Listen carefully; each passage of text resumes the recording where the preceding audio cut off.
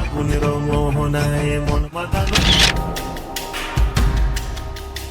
কথিত আওয়ামী সরকারের একাধিক শীর্ষ নেতার শয্যাসঙ্গীদের অন্যতম হিসেবে যার পরিচিতি, যাকে ছাড়া অনেক নেতারাই যেতে পারতেন না অবকাশ যাপনে। আর কথিত আছে পলাতক ও বিতর্কিত ছাত্রলীগ নেতা সাদ্দাম হুসাইন, যাকে চোখের সামনে না পেলে হয়ে যেতেন দিশেহারা। বলছিলাম এমনই এক নারী নেত্রীর কথা। গেল জুলাই আন্দোলনে ছাত্রদের বিরুদ্ধে উস্কানিদাতা সেই ছাত্রলীগ নেত্রী ফাল্গুনীর কথা। জানা যায় নিষিদ্ধ ছাত্রলীগের চট্টগ্রাম বিশ্ববিদ্যালয় শাখার সাবেক সহসভাপতি ফাল্গুনী দাসকে শুক্রবার রাত 10টার দিকে ঢাকার অমর একুশে বইমেলা থেকে গ্রেপ্তার করে শাহবাগ থানা পুলিশ।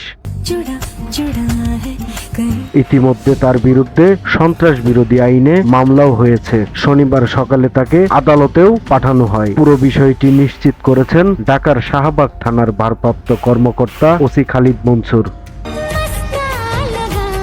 এদিকে এই নেত্রীকে বইমেলা প্রাঙ্গণে ঘুরে বেড়াতে দেখেন চবি ছাত্র মজলিসের সভাপতি সাকিব মাহমুদ রুমি। পরে নিশ্চিত হয়ে শাহবাগ থানায় ফোন দিলে পুলিশ এসে ফাল্গুনীকে আটক করে। সেই সাথে রুমি আরো জানান, ফাল্গুনী দাস বিশ্ববিদ্যালয়ের অনেক অপকর্মের সঙ্গে জড়িত ছিলেন। তিনি বৈষম্য বিরোধী ছাত্র আন্দোলনে শিক্ষার্থীদের বিরুদ্ধে ছাত্রলীগের সন্ত্রাসী কর্মকাণ্ডের প্রধান উস্কানিদাতা। সময়ের কলম, নিউজ ডেস্ক।